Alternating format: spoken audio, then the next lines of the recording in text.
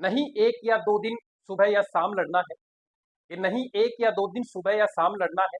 ये जीवन है एक समर युद्ध, मृत्यु तक अविराम लड़ना है। ये जीवन है एक समर युद्ध, मृत्यु तक अविराम लड़ना है। और मेरे प्यारे बच्चों कला सीखो समूचे विभेदन की, और मेरे प्यारे बच्चों कला सीखो समूचे विभेदन की, तुम्हें अभिमन्यु की भांति एक बड़ा संग्राम लड़ना है। मैं विजय आप सभी का स्वागत करता हूं आपके अपने यूट्यूब प्लेटफॉर्म पर। तो आज अपनी जो अगली क्लास है जिसका नाम है बंधुत्व जाति और वर्ग, उसका आज तीसरा पार्ट हम शुरुआत करने वाले हैं। और इसके अंदर आपको बताया जाएगा कि क्या सभी जो क्षत्रिय थे वो राजा हुआ करते थे, क्या ये संभव था, क्या जरूरी था कि जितने भी क्षत्रिय है वो सभी राजा हो सकते थे। देखिए ये कोई जरूरी नहीं है कि जो क्षत्रिय है वही राजा हो। राजा बनने के लिए ताकत की आवश्यकता होती है और समर्थन की आवश्यकता होती है। जिधर जनता का समर्थन होता था वो राजा बन सकता था। इतिहास के अंदर आपको बहुत सारे ऐसे उदाहरण देखने को मिलेंगे जिसके अंदर राजा है वो क्षत्रिय वर्ण से नहीं था। जैसे कि बात करें चंद्रगुप्त मौर्य की, तो चंद्रगुप्त मौर्य को बौद्ध और जैन ग्रंथों में तो क्षत्रिय माना गया, लेकिन ब्राह्मण शास्त्रों में उसको निम्न जाति का माना गया था। लेकिन इनके अंदर ताकत थी, जनता का समर्थन था, इस कारण से राजा हुए। उसके साथ साथ आपको उदाहरण दिया जाएगा शुंग और कण्व वंश के अंदर जो ब्राह्मण वंश से संबंधित थे वो लोग भी राजा हो सकते थे। तो आइए बात करते हैं अपने पहले टॉपिक की ओर, क्या हमेशा क्षत्रिय राजा हो सकते थे, इसकी बात ये करेगा। तो देखिए नहीं, यह असत्य है। देखिए बात एकदम सही नहीं है, सत्य नहीं है। जिसके अंदर ताकत और समर्थन होगा वही राजा होगा, जिसके अंदर एबिलिटी होगी या जिधर जनता का सपोर्ट ज्यादा रहेगा वो राजा बन सकता है। तो नहीं असत्य, इतिहास में ऐसे राजा हैं जो क्षत्रिय नहीं थे। उदाहरण दे रहे हैं, मौर्य वंश का संस्थापक था जिसका नाम था चंद्रगुप्त मौर्य, जिसने एक विशाल साम्राज्य पर राज किया था। चंद्रगुप्त मौर्य की स्थापना, मौर्य वंश की स्थापना वो चंद्रगुप्त मौर्य ने की थी। उसने एक विशाल साम्राज्य पर राज किया था। बौद्ध ग्रंथों में यह बताया गया है कि वह क्षत्रिय है, लेकिन ब्राह्मण शास्त्रों में यह कहा गया कि वह निम्न कुल के थे, यानी कि वसल जाति है उससे ये थे, ब्राह्मण कुल के अंदर ऐसा बताया गया ब्राह्मण शास्त्रों के अंदर। शुंग और कण्व मौर्य के उत्तराधिकारी थे जो ब्राह्मण कुल से थे। याद रखना, यहाँ से प्रश्न आएगा कि ऐसे दो राजाओं के नाम बताइए जो ब्राह्मण कुल से थे। तो शुंग और कण्व जो वंश के राजा है वो ब्राह्मण कुल से थे। इन उदाहरणों से हमें यह ज्ञात हो सकता है कि राजा कोई भी बन सकता था, इसके लिए यह जरूरी नहीं था कि वह क्षत्रिय कुल में पैदा हुआ हो। ताकत और समर्थन ये दो महत्वपूर्ण थे इसके अंदर। ताकत और समर्थन ये ज्यादा महत्वपूर्ण था राजा बनने के लिए। ये दो चीज जिसके अंदर थी वो राजा बन सकता था। उसके बाद में बात करते हैं कि माताएं हैं उनका समाज के अंदर क्या स्थान था, माताएं हैं वो कितने इंपॉर्टेंट थी। देखिए रामायण और महाभारत के अंदर आपने बात की होगी, पढ़ा भी होगा, सुना भी होगा कि मैं कुंती पुत्र अर्जुन, ठीक है ना, तो माताएं है ये महत्वपूर्ण थी। मैं गांधारी नंदन दुर्योधन, इस प्रकार से आपने महाभारत में सुना है। तो माताओं का स्थान इतिहास के अंदर बड़ा होता था, यानी कि माता का स्थान है वो पिता के स्थान से पहले आता था इतिहास के अंदर। तो माताएं हैं वो महत्वपूर्ण थी।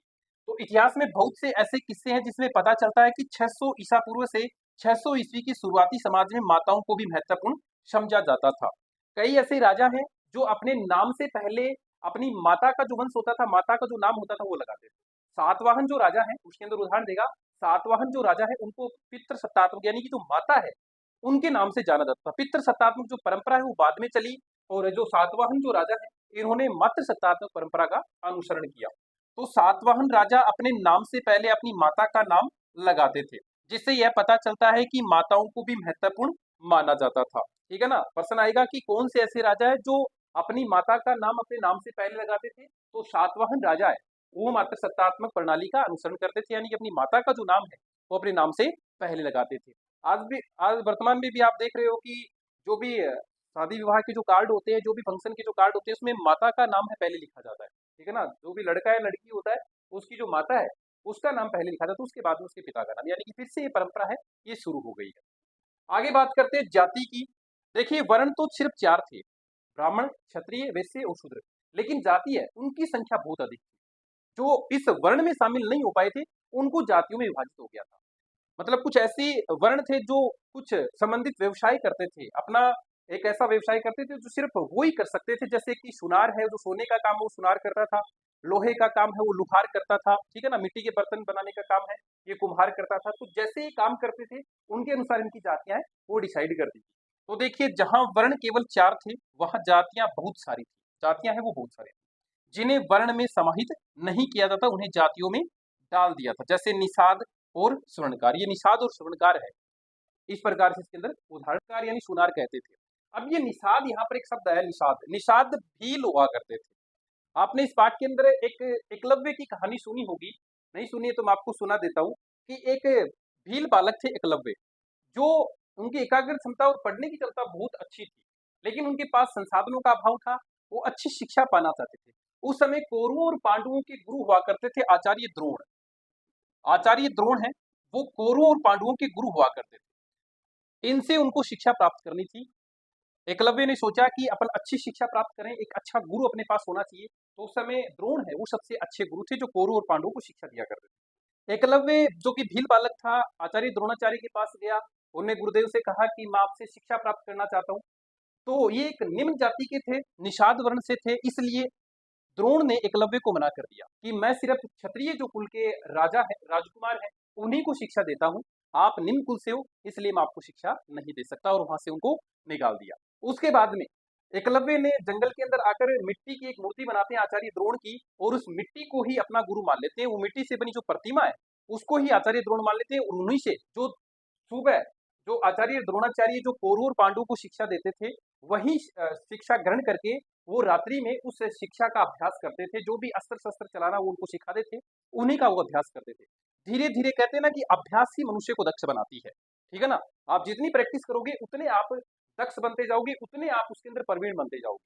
तो इन्होंने धीरे धीरे अभ्यास किया, और अभ्यास है, अभ्यास करने से ये दक्ष बन गए। जो एकलव्य है वो उस विद्या के अंदर पारंगत हो गए। उसके बाद में एक समय ऐसा होता है जब अर्जुन और जितने भी कौरव और पांडव आचार्य द्रोणाचार्य के बाद के साथ जंगल से गुजर रहे थे, उन्होंने एक निषाद बालक को देखा जो एक मर्ग की जो चमड़ी होती है वो पहने हुए था। उस मर्ग की चमड़ी लपेटे हुए बालक को देखकर एक कुत्ता जैसे ही भौंकने के लिए अपना मुंह खोलता है, एक साथ एकलव्य 7 तीर चलाते हैं, और 7 तीर है वो उस कुत्ते के मुंह को भीन देते हैं। ये देख करके आचार्य द्रोणाचार्य भी अचंभित हो जाते हैं कि ये जो कला है ये तो अर्जुन के पास भी नहीं है। जो उन्होंने अर्जुन को कह रखा था कि आप दुनिया के सबसे सर्वश्रेष्ठ धनुर्धर बनोगे, ये उन्होंने पहले ही उनको कह दिया था जब उनको शिक्षा दी थी। तो ये तो अर्जुन भी नहीं कर सकता। तो उस बच्चे के पास जाते हैं, एकलव्य के पास जाते हैं, पूछते हैं आपका गुरु कौन है, क्योंकि ये जो शिक्षा है ये तो मेरे शिष्य भी नहीं जानते, आपने किससे शिक्षा प्राप्त की है। वो हाथ जोड़ते हुए बोलता है कि ये गुरुदेव मैंने आपसे सीखा है। तब उन्होंने पूरी बात बताई, और जो मिट्टी की प्रतिमा है वो दिखाई।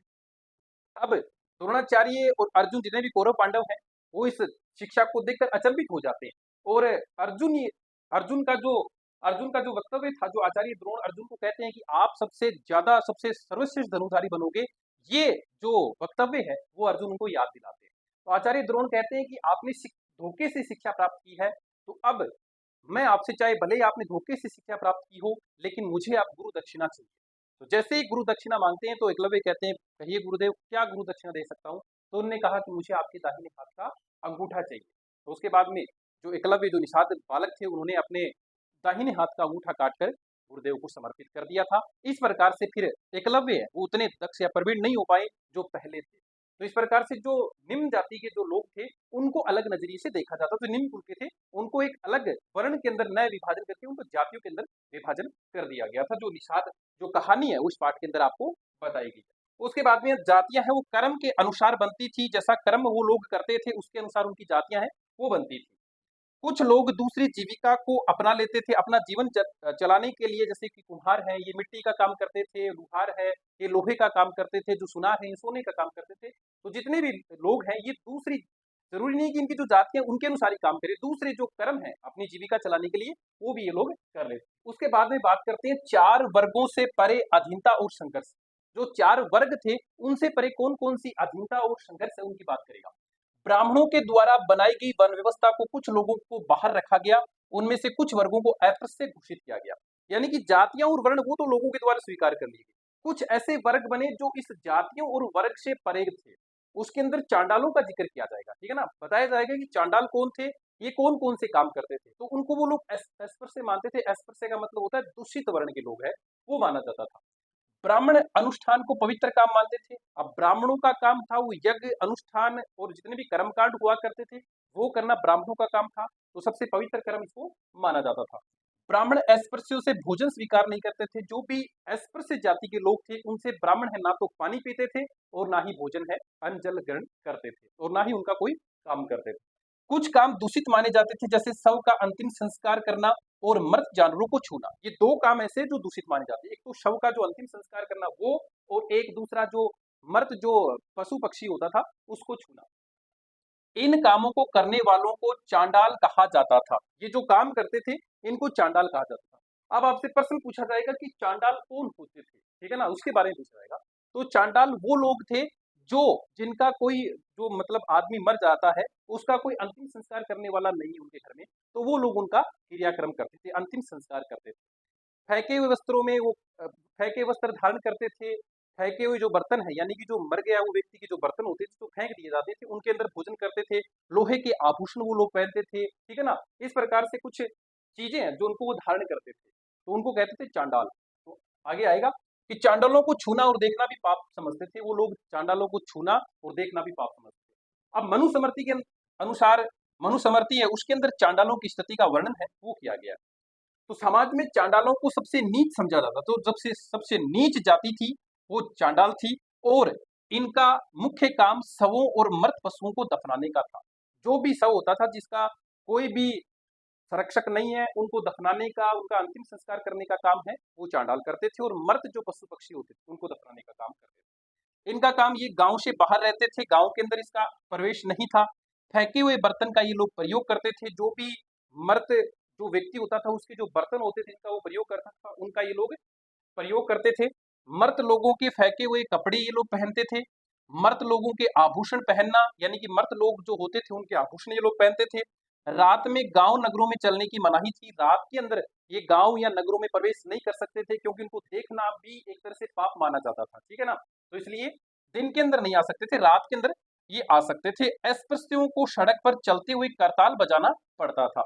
जो भी एक उनके पास करताल होती थी, उनको जैसे ही गांव या किसी नगर में प्रवेश करते थे उसको बचा करके अपने आने की अनुमति, अपने आने की जो प्रवेश की अनुमति है वो देते थे, ताकि लोग इन्हें देखने से बच जाएं, ताकि दूसरे उन्हें देखने से बच जाएं।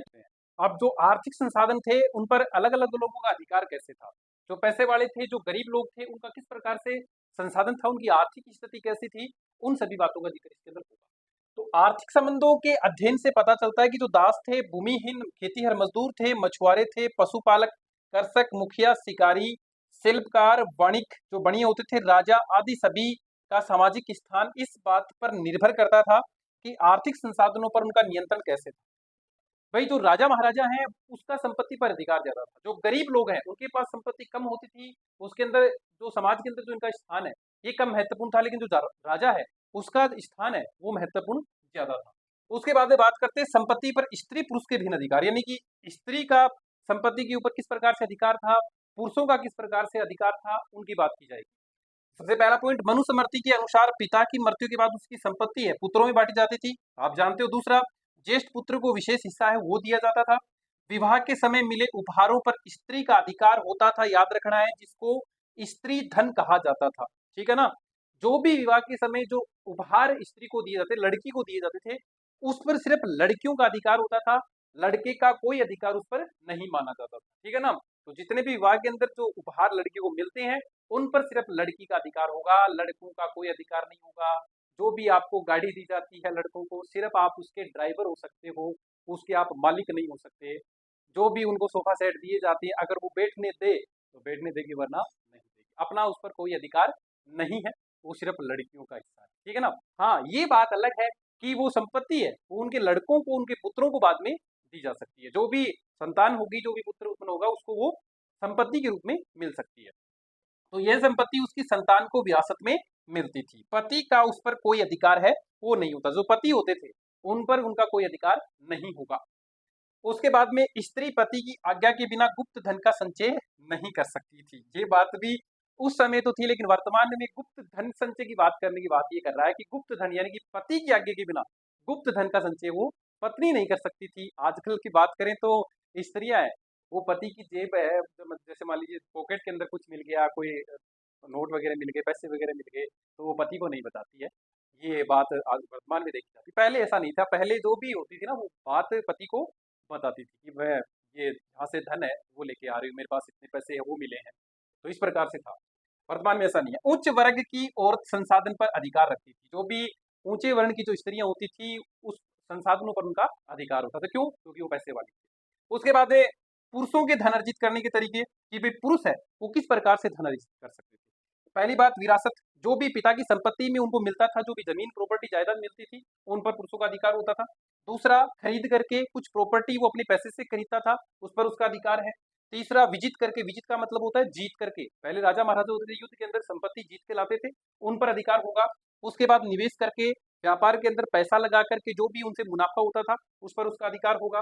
खोज, कुछ चीजों की खोज करते थे, उनसे संपत्ति मिल जाती थी, उन पर अधिकार होगा।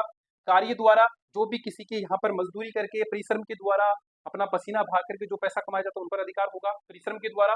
और सज्जनों के द्वारा जो भेंट है वो मिलती थी, उन पर पुरुषों का अधिकार होता था। उसके बाद में बात करते हैं स्त्रियों के धन अर्जित करने के तरीके। सबसे पहले, वैवाहिक अग्नि के सामने जब भी उनका विवाह होता था, जो भी अग्नि के सामने उनको भेंट दी जाती है, जो भी आभूषण उनको दिए जाते हैं, उन पर स्त्रियों का अधिकार होता था। दूसरा, वधुगमन के समय, जो भी विदाई के समय उनको दी जाती थी वो भेंट, उनका पर अधिकार होगा। स्नेह के प्रतीक के रूप में जो भी प्रेम के स्वरूप कोई चीजें मिल जाती है उन पर अधिकार होगा। माता द्वारा दिए गए उपहार, जो भी माता उनको देगी वो, पिता के द्वारा प्रदत्त वो उपहार, और भाई द्वारा जो भी उनको कुछ दिया जाएगा उन पर लड़कियों का अधिकार है, महिलाओं का अधिकार होता था। उसके बाद करते हैं साहित्यिक स्रोतों का इस्तेमाल, कि साहित्यिक स्रोतों का इस्तेमाल है वो इसके अंदर कहाँ कहाँ हुआ है। किसी भी ग्रंथ या विश्लेषण करते समय इतिहासकार कई पहलुओं का ध्यान रखते थे। सबसे पहली बात, भाषा का ध्यान रखते थे। इसके अंदर साधारण या विशेष दोनों प्रकार की भाषाओं का ध्यान रखा जाता था। ग्रंथ का प्रकार देखते, मंत्र या कहानी है उसका प्रकार वो देखते थे। लेखक के विषय में लिखा जाता था, ग्रंथ की विषय वस्तु क्या है उसके बारे में अध्ययन किया जाता था। उसके बाद में बात करते हैं साधकता की खोज, बीबी लाल के प्रयास, ठीक है ना। बीबी लाल ने यहाँ पर एक खुदाई की हस्तिनापुर नामक गांव में, कब? 1951 और 52 में। एक प्रसिद्ध पुरातात्विक और साहित्यकार थे बीबी लाल, उसने मेरठ जिले जो उत्तर प्रदेश में, उसने हस्तिनापुर नाम के गांव की खुदाई का काम करवाया। अब जब जैसे ये खुदाई हुई, हस्तिनापुर नामक गांव तो मिला, लेकिन वहां पर जो आप कहानियां, कथाएं या जो भी सीरियल आप देखते हो महाभारत में, वैसे महल वगैरह कुछ नहीं मिले थे। वहां पर सिर्फ मिट्टी के महल मिले हैं। उसके अलावा जो कहानियां अपन ने पढ़ी है, जो कथाएं आपने सुनी है, वैसा उसके अंदर कुछ नहीं था। हस्तिनापुर नामक, अगर कह सकते हैं कि हस्तिनापुर नामक गांव तो मिला, लेकिन वो चीजें हैं वहां से नहीं मिली। और उपदेशात्मक अंश है वो गीता कहा जाएगा। गीता एक इस पूरी महाभारत का क्या है? उपदेशात्मक अंश है। उपदेशात्मक अंश, इसके अंदर भगवान श्री कृष्ण अर्जुन को उपदेश दे रहे हैं कि मनुष्य के लिए कौन कौन सी चीजें जरूरी है और कौन कौन सी नहीं। बंधुत्व, जाति और वर्ग, उसका तीसरा पार्ट, आज ये पार्ट आपका कंप्लीट हो चुका है। मिलते हैं नेक्स्ट वीडियो में, तब तक के लिए जय हिंद, जय भारत।